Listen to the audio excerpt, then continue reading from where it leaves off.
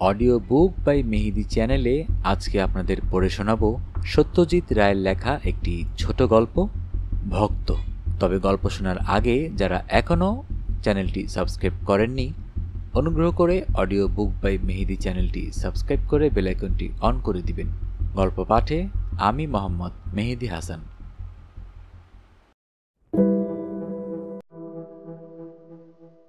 অরূপ বাবু, অরূপ রতন সরকার পুরী এসেছেন 11 বছর পরে।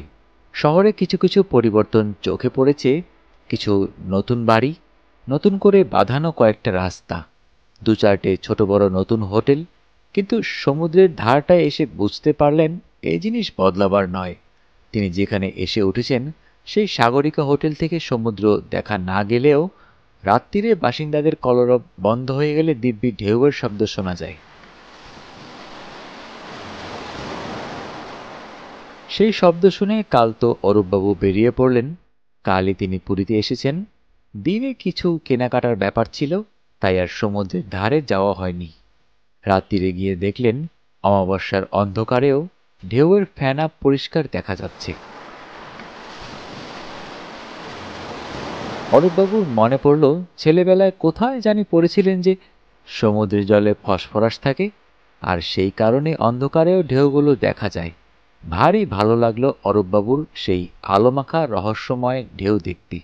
কলকাতায় তাকে দেখলে কেউ ভাবুক বলে মনে করবে না। তা না করুক, অরূপবাবু নিজে জানেন তার মধ্যে এককালে জিনিস ছিল। সেসব যাতে কাজের চাপে একেবারে ভোঁতা না হয়ে যায়, তাই তিনি এখনো মাঝে মাঝে গঙ্গার ধারে ইডেন বাগানে গিয়ে বসে থাকেন। গাছ দেখে, জল দেখে, ফুল দেখে আনন্দ পান।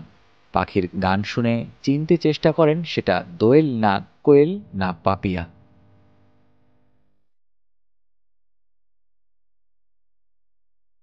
অন্ধকারে অনেকক্ষণ ধরে একদৃষ্টে সমুদ্রের দিকে চেয়ে থেকে তার মনে হলো যে 16 বছরের চাকরি জীবনের অনেকখানি অবসাদ যেন দূর হয়ে গেল। আজ বিকেলেও অরূপবাবু সমুদ্রের ধারে এসেছেন। খানিক দূর হেঁটে আর হাঁটতে মন চাইছে না। কে এক গেরুয়াধারী সাধু বাবা বা গুরুগোছের লোক হনহনিয়ে বালির ওপর দিয়ে হেঁটে চলেছে। তার পিছনে একগাদা মেয়ে পুরুষ চেলা চামুন্ডা তার সঙ্গে পাল্লা দিয়ে হাঁটতে হিমশিম খেয়ে যাচ্ছে। অরূপবাবুর কাছে এ দৃশ্য পরম উপভোগ্য বলে মনে হচ্ছে। এমন সময় তার বাঁ দিক থেকে কচি গলায় একটি প্রশ্ন হাওয়ায় ভেসে তার কানে এলো।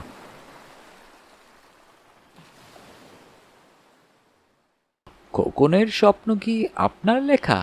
অরূপবাবু ঘাড় ফিরিয়ে দেখলেন একটি 7-8 বছরের ছেলে, পরনে সাদা শার্ট আর নীল প্যান্ট, হাতের কোনোই অবধি খালি। সে ঘাড় উঁচিয়ে অবাক বিস্ময়ে চেয়ে আছে তার দিকে। অরূপবাবুর উত্তরের অপেক্ষা না করেই ছেলেটি বলল, আমি খোকনের স্বপ্ন পড়েছি। বাবার জন্মদিনে দিয়েছিল। আমার আমার বলো, লজ্জা কি বলো? এবার একটি মহিলার গলা। ছেলেটি যেন সাহস পেয়ে বলল, আমার খুব ভালো লেগেছে বইটা। এবার অরূপবাবু মহিলাটির দিকে দৃষ্টি দিলেন। বয়স 30 বছর, সুশ্রী চেহারা, হাসি হাসি মুখ করে তার দিকে চেয়ে আছেন আর এক পা দুপা করে এগিয়ে আসছেন। অরূপবাবু ছেলেটিকে উদ্দেশ্য করে বললেন, না খোকা, আমি কোনো বইটুই লিখিনি। তুমি বোধহয় ভুল করছো। ভদ্রমহিলা যে ছেলেটির মা তাতে কোনো সন্দেহ নেই। দুজনের চেহারায় স্পষ্ট আদল আছে, বিশেষ করে খাঁজ কাটা থুতনিটায়। অরূপবাবুর কথায় কিন্তু মহিলার মুখের হাসি গেল না। তিনি আরও এগিয়ে এসে আরও বেশি হেসে বললেন, আমরা শুনেছি আপনি লোকজনের সঙ্গে মিশতে ভালোবাসেন না। আমার এক দেওর আপনাকে একটা অনুষ্ঠানের সভাপতি হবার অনুরোধ করে চিঠি লিখেছিল।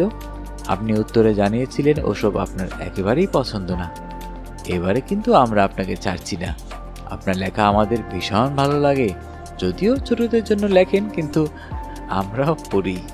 খোকনের স্বপ্ন বইয়ের লেখক যিনি হন না কেন, মা ও ছেলে দুজনেই যে তার সমান ভক্ত সেটা বুঝতে অরূপবাবুর অসুবিধা হলো না। এমন একটা বেয়ারা অবস্থায় তাকে পড়তে হবে এটা তিনি স্বপ্নেও ভাবেননি। এদের ধারণা যে ভুল সেটা জানানো দরকার, কিন্তু সরাসরি কাঠখোট্টাভাবে জানালে এরা কষ্ট পাবেন ভেবে অরূপবাবু কিঞ্চিত দ্বিধায় পড়লেন। আসলে অরূপবাবুর মনটা ভারী নরম। একবার তার ধোপা গঙ্গাচরণ তার একটা নতুন আদ্যির পাঞ্জাবিতে স্ত্রীর দাগ লাগিয়ে সেটার 12টা বাজিয়ে দিয়েছিল। অন্য কেউ হলে গঙ্গাচরণকে 2-1 ঘা কিল চর খেতে হতো নির্ঘাত।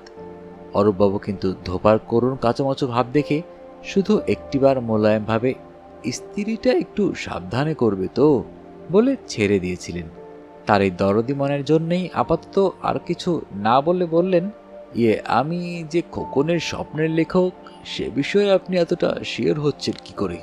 মহিলা চোখ কপালে তুলে বললেন, বাহ, সেদিনই যুগান্তরে ছবি বেরোলো না, বাংলা ভাষায় বছরের শ্রেষ্ঠ শিশু সাহিত্যিক হিসেবে আপনি একাডেমি পুরস্কার পেলেন। রেডিওতে বলল, আর তার পরদিনই তো কাগজে ছবি বেরোলো। এখন শুধু আমরা কেন, অনেকেই অমলেশ মৌলিকের চেহারা জানে।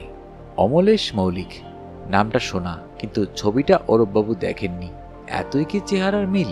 অবশ্যই আজকালকার খবরের কাগজের ছাপায় মুখ অত পরিষ্কার বোঝা যায় না। আপনি পুরীতে আসবেন সে খবর রটে গেছে যে, মহিলা বলে চললেন। আমরা সেদিন সিভিউ হোটেলে গেলাম। আমার স্বামীর এক বন্ধু কাল পর্যন্ত ওখানে ছিলেন।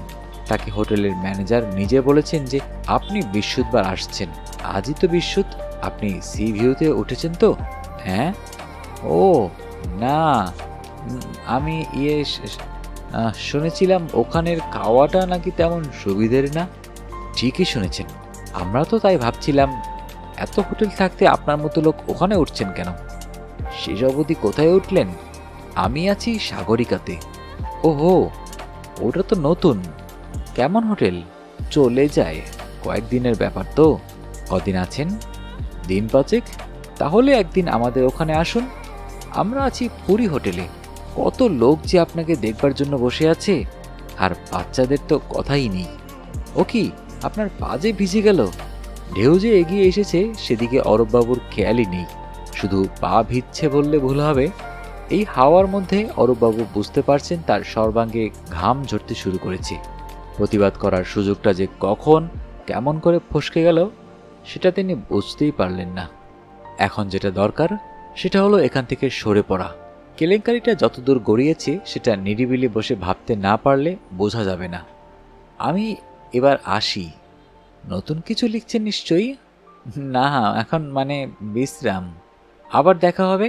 আমার স্বামীকে বলবো কাল বিকেলে আসছেন তো এদিকে। সিভিউ এর ম্যানেজার বিবেক রায় সবেমাত্র গালে একটা গুন্ডিপান পরেছেন। এমন সময় অরূপবাবু তার সামনে গিয়ে হাজির হলেন। অমলেশ মল্লিক মশাইয়ের কি এখানে আসার কথা আছে? এখনো আসেননি? কবে আসবেন? মঙ্গলবার টেরিগা এহে কাও। মঙ্গলবার? আজ হলো বৃহস্পতিবার। অরূপবাবু আছেন ওই মঙ্গলবার পর্যন্তই। টেলিগ্রাম এসেছে, মানে মৌলিক মশাই বোধহয় শেষ মুহূর্তে কোনো কারণে আসার তারিখ পেছিয়েছেন। ম্যানেজারকে জিজ্ঞেস করে অরূপবাবু জানলেন তার অনুমানে ঠিক আজই সকালে আসার কথা ছিল অমলেশ মৌলিকের। বিবেকবাবুর কাও এর উত্তরে অরূপবাবু বললেন যে তার অমলেশবাবুর সঙ্গে একটু দরকার ছিল, তিনি মঙ্গলবার দুপুরে এসে খোঁজ করবেন। সিভিও হোটেল থেকে অরূপবাবু সোজা চলে গেলেন বাজারে। একটি বইয়ের দোকান খুঁজে বার করে অমলেশ মৌলিকের লেখা 4খানা বই কিনে ফেললেন। খোকনের স্বপ্ন পাওয়া গেল না, কিন্তু তাতে কিছু এসে যায় না। এই 4খানাই যথেষ্ট। 2টো উপন্যাস, 2টো ছোট গল্পের সংকলন।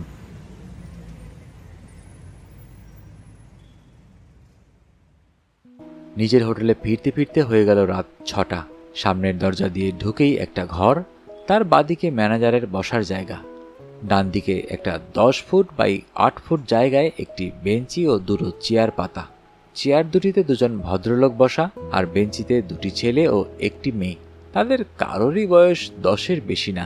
ভদ্রলোক 2জন অরূপবাবুকে দেখেই হাসি হাসি মুখ করে নমস্কারের ভঙ্গিতে হাত জোর করে উঠে দাঁড়িয়ে ছেলে মেয়েদের দিকে ঘাড় নাড়তেই তারা সলজ্জভাবে অরূপবাবুর দিকে এগিয়ে এসে ঢিপ ঢিপ করে তার পায়ে হাত দিয়ে প্রণাম করল।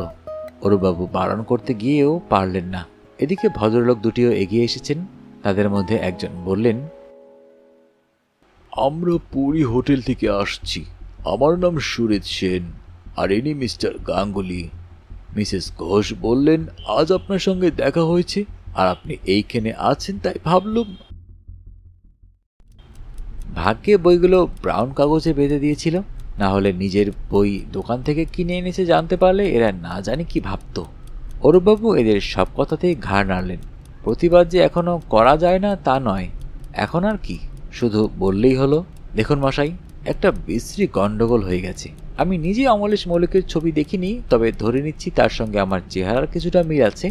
হয়তো তারও সরু গোপ আছে, তারও কোকড়া চুল, তারও চোখে এই আমারই মতো চশমা। এটাও ঠিক যে তারও পুরীতে আসার কথা আছে। কিন্তু দোহাই আপনাদের, আমি সে লোক নই। আমি শিশু সাহিত্যিকও নই, আমি কোনো সাহিত্যিকই নই, আমি লিখিই না। আমি ইন্স্যুরেন্সের অফিসে চাকরি করি। নিরিবিলিতে ছুটি ভোগ করতে এসেছি। আপনারা দয়া করে আমাকে রেহাই দিন। আসল অমলেশ মৌলিক মঙ্গলবার সিভিউতে আসছেন, আপনারা সেখানে গিয়ে খোঁজ করে দেখতে পারেন। কিন্তু সত্যি কি এইটুকু বললেই ল্যাঠা চুকে যায়? একবার যখন এদের মগজে ঢুকেছে যে তিনিই অমলেশ মৌলিক, আর প্রথমবারের প্রতিবাদে যখন কোনো কাজ হয়নি, তখন সিভিউ এর ম্যানেজার টেলিগ্রাম দেখালে কি এদের ভুল ভাঙবে? এরা তো ধরে নেবে যে ওটা হলো মৌলিক মশাইয়ের একটা কারসাজি।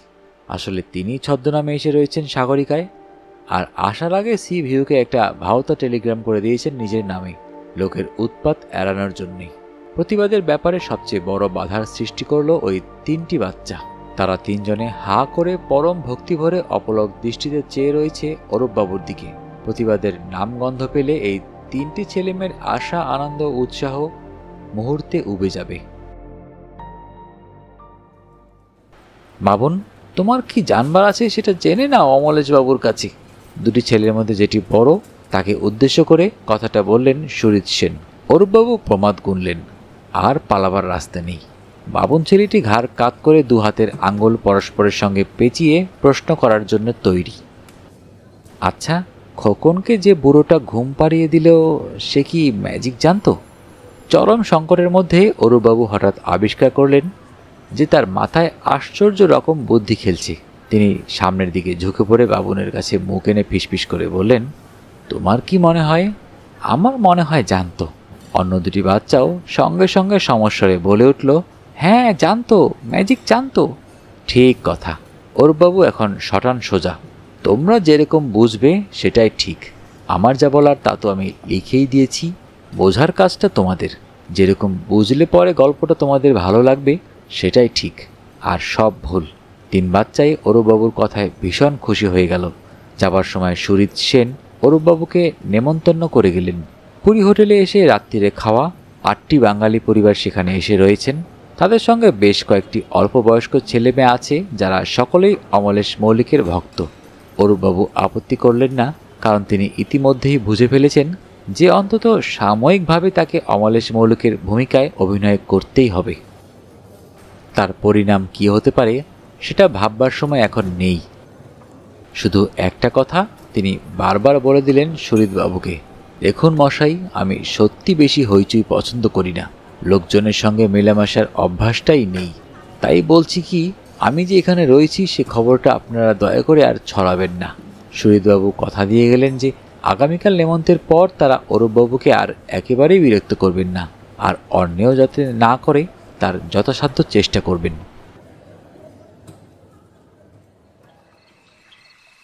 রাত্রে একটু তাড়াতাড়ি খেয়ে বিছানায় শুয়ে অরূপবাবু অমলেশ মৌলিকের হাবুর কেরামতি বইখানা পড়তে শুরু করলেন। এছাড়া অন্য 3টে বই হলো টুটুলের অ্যাডভেঞ্চার, কিস্তিমাত ও ফুলঝুরি। শেষের দুটো ছোট গল্প সংকলন। অরূপবাবু সাহিত্যিক না হলেও চাকরি জীবনের আগে, বিশেষ করে স্কুলে থাকার শেষ 3টে বছর, দেশি ও বিদেশি অনেক ছোটদের গল্পের বই পড়েছেন। একদিন পরে 39 বছর বয়সে নতুন করে ছোটদের বই পড়ে তার আশ্চর্য লাগলো এই দেখে যে ছেলেবেলায় পড়া অনেক গল্পই তার এখনও মনে আছে, আর সেসব গল্পের সঙ্গে মাঝে মাঝে অমলেশ মৌলিকের গল্পের এখানে সেখানে মিল খুঁজে পাওয়া যাচ্ছে।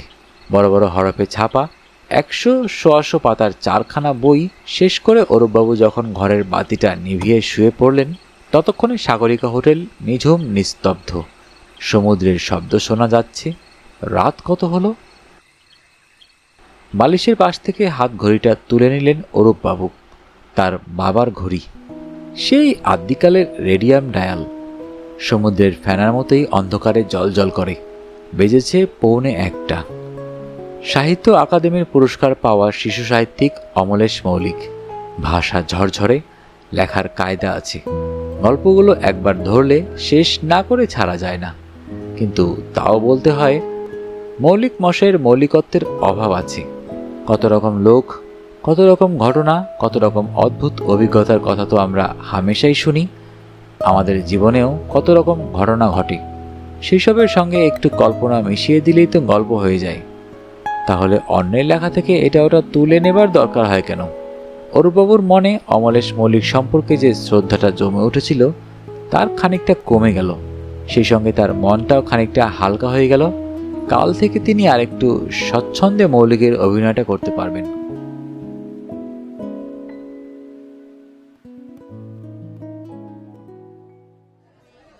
পুরী হোটেলের পার্টিতে অমলেশ মৌলিকের ভক্তদের ভক্তি দ্বিগুণ বেড়ে গেল। অরূপবাবু ইতিমধ্যে আরেকটি দোকান থেকে খোকনের স্বপ্ন বইটা জোগাড় করে পড়ে ফেলেছিলেন। ফলে 13 জন শিশু ভক্তের 333 রকম প্রশ্নের উত্তর নিজের মনের মতো করে দিতে তার কোনো অসুবিধা হয়নি।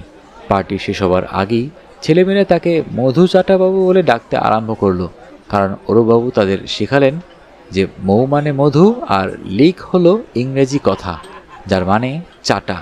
এটা শুনে ডক্টর দাশগুপ্ত মন্তব্য করলেন, মধু তো আপনি সৃষ্টি করেছেন, আর সেটা চাটছে তো এসব ছেলে মেয়েরা।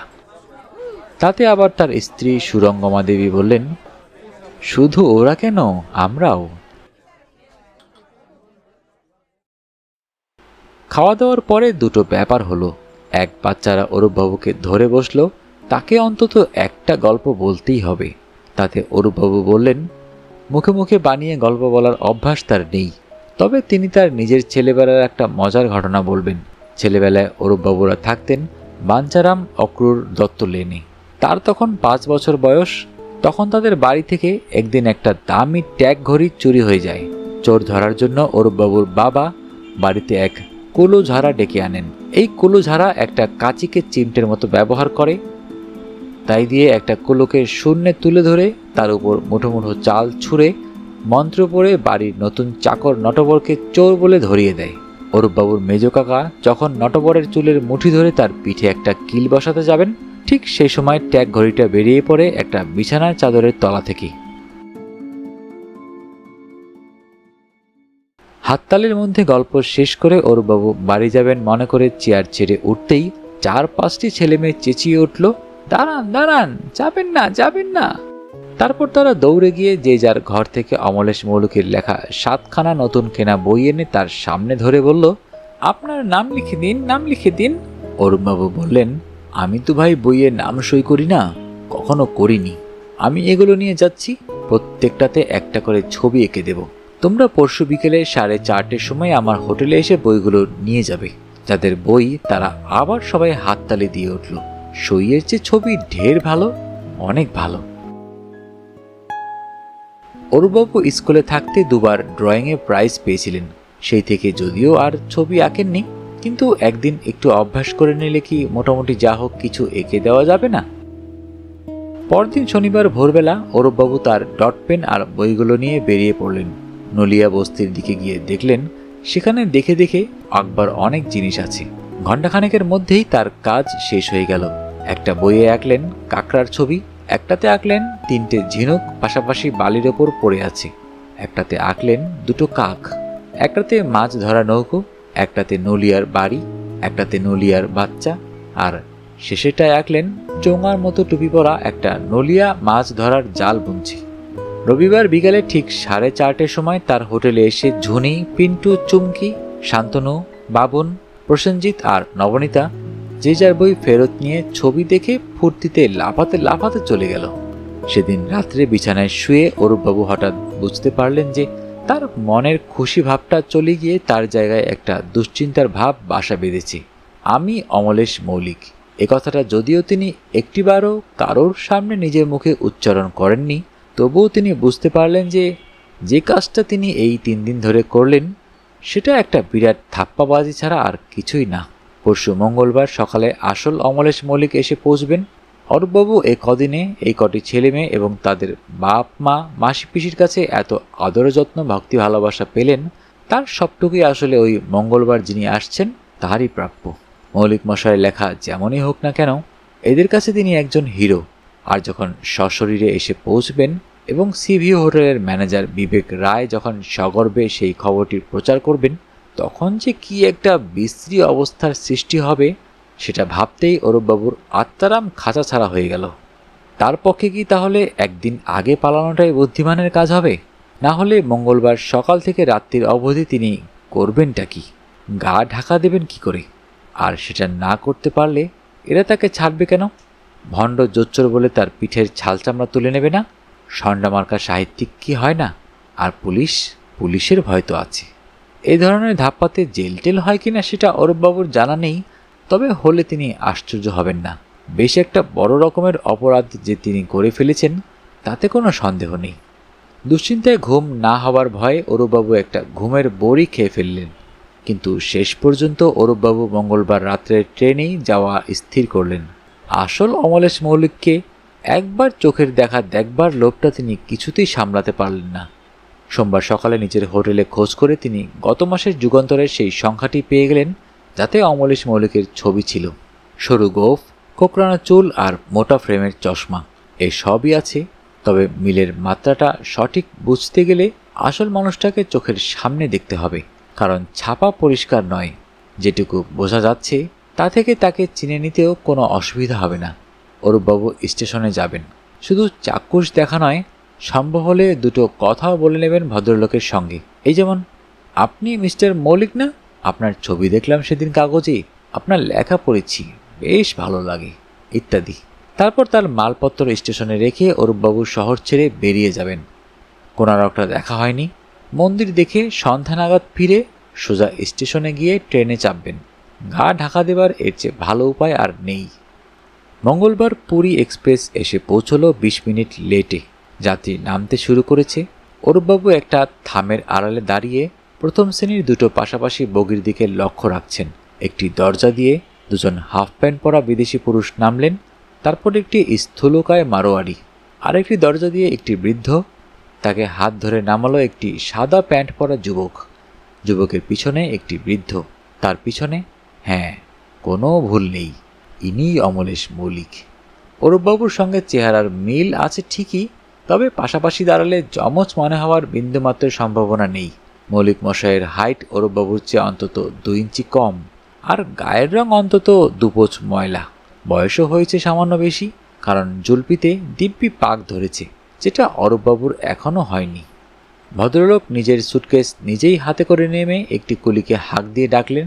কুলির সঙ্গে সঙ্গে অরূপবাবুও এগিয়ে গেলেন। আপনি মিস্টার মৌলিক না? ভদ্রলোক যেন একটু অবাক হয়ে অরূপবাবুর দিকে ফিরে ছোট্ট করে মাথা নেড়ে বললেন, হ্যাঁ। কুলি সুটকেসটা মাথায় চাপিয়েছে। এছাড়া মাল রয়েছে অরূপবাবুর কাঁধে একটি ব্যাগ ও একটি ফ্লাক্স। তিনজনে গেটের দিকে রওনা দিলেন। অরূপবাবু বললেন, আমি আপনার বই পড়েছি, কাগজে আপনার পুরস্কারের কথা পড়লাম, আর ছবিও দেখলাম। ও, আপনি কি সি ভিউয়ে উঠেছেন? অমলেশ মৌলিক এবার যেন আরও অবাক ও খানিকটা সন্দিগ্ধভাবে অরূপবাবুর দিকে চাইলেন। অরূপবাবু মৌলিকের মনের ভাবটা আন্দাজ করে বললেন, সি ভিউয়ের ম্যানেজার আপনার একজন ভক্ত, তিনিই খবরটা রটিয়েছেন। ও, আপনি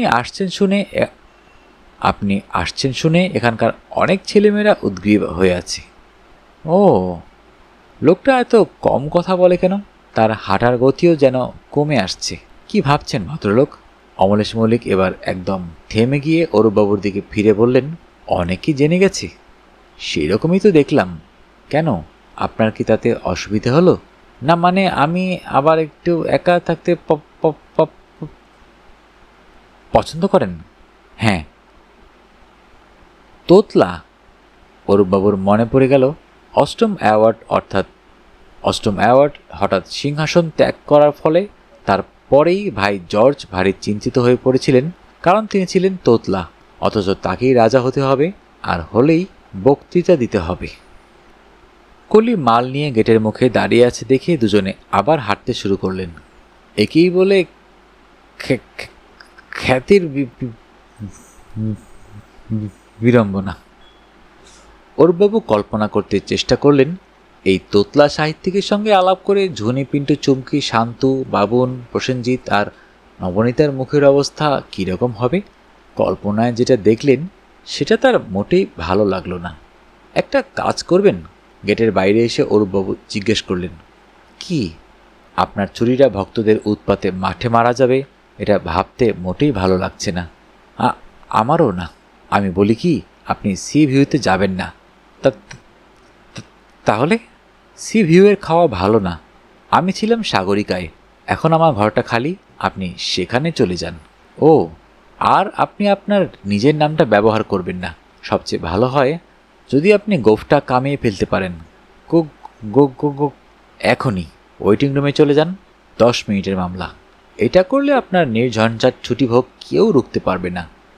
আমি বরং কাল কলকাতায় ফিরে আপনার নামে সি ভিউতে একটা টেলিগ্রাম করে জানিয়ে দেব আপনি আসছেন না। প্রায় 20 সেকেন্ড লাগলো অমলেশ মৌলিকের কপাল থেকে দুশ্চিন্তার রেখাগুলো ধীরে ধীরে অদৃশ্য হতে। তারপর তার ঠোঁটের আর চোখের দুপাশে নতুন রেখা দেখা দিল। মৌলিক হাসছেন। আপনাকে যে কি কি কি কি বলে কিচ্ছু বলতে হবে না। আপনি বরং এই বইগুলোতে একটা একটা করে সই দিন। আসুন, এই নিম গাছটার পিছনে কেউ দেখতে পাবে না। গাছের আড়ালে গিয়ে ভক্তের দিকে চেয়ে একটা মোলায়েম হাসি হেসে পকেট থেকে লাল পার্কার কলমটি বার করলেন অমলেশ মৌলিক। প্রাইজ পাবার দিনটি থেকে শুরু করে অনেক কাগজে অনেক কালি খরচ করে তিনি একটি চমৎকার সই বাগিয়েছেন। 5টি বইয়ে 5টি সই। তিনি জানেন যে তার জিভ তোতলালেও কলম তোতলায় না। ধন্যবাদ সবাইকে। ভালো থাকবেন, সুস্থ থাকবেন, বেশি বেশি করে বই পড়বেন, কারণ বইয়ের চেয়ে ভালো বন্ধু আর হয় না।